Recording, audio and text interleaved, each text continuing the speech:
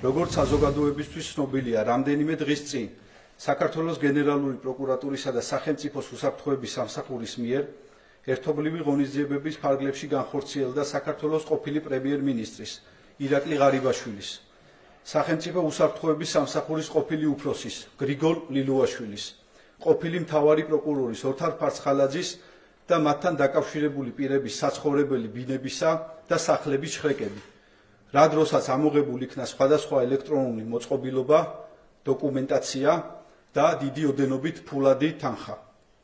ბოლო დღეების განმავლობაში იმავე სისხლის სამართლის საქმის ფარგლებში დამატებით ჩატარდა 11 ობიექტის შრეკა, რა დროსაც სახელმწიფო უსაფრთხოების სამსახურის ყოფილ უფროსთან, გრიგოლ ლილუაშვილთან დაკავშირებული პირის კობა ხუნდაძის საცხოვრებელი სახლის შრეკისას ამოღებულ იქნა 94 კონვერტად დახარისხებული სხვადასხვა ოდენობის ფულადი თანხა, მთლიანობაში 1.319.300 ამერიკული დოლარი.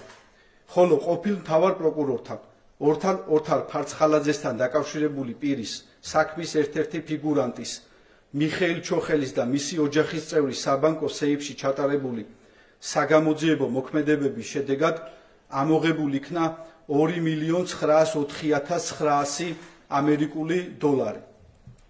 აღნიშნულ საქმეზე ჩვენს მიერ განსაკუთრებით დიდი ოდენობით უკანონო შემოსავლის ლეგალიზაციის ფაქტზე დაკავებულ იქნა მოცემული სისხლის სამართლის საქმეში გრიგოლ ლილუაშვილთან დაკავშირებული პირი კობა ხუნდაძე.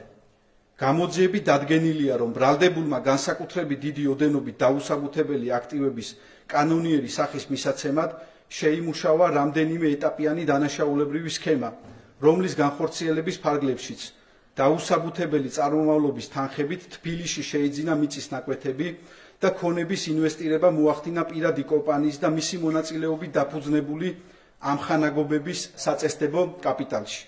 აღნიშნული ქმედებები დაუსაბუთებელი ქონება ჩაერთო ლეგალურ ეკონომიკურ საქმიანობაში და უძრავ ქონებასთან დაკავშირებული მრავალჯერადი ტრანზაქციებით განხორციელდა დაუსაბუთებელი აქტივების ნამდვილი ბუნების წარმოშობის წყაროს და მასზე საკუთრების უფლების დამალვა და შენიღბვა.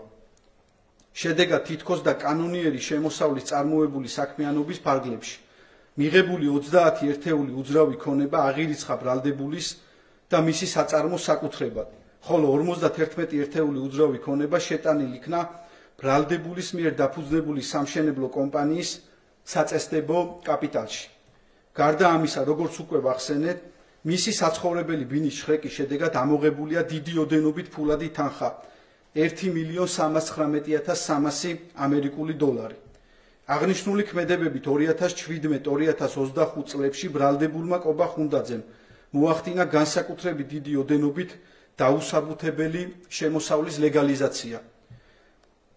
დაკავებულს ბრალდება განსაკუთრებით დიდი ოდენობით უკანონო შემოსავლის ლეგალიზაციის ფაქტზე წარედგინა, რაც სასჯელის სახედ და ზომად ითვალისწინებს 9-დან 12 წლამდე თავისუფლების აღკვეთას.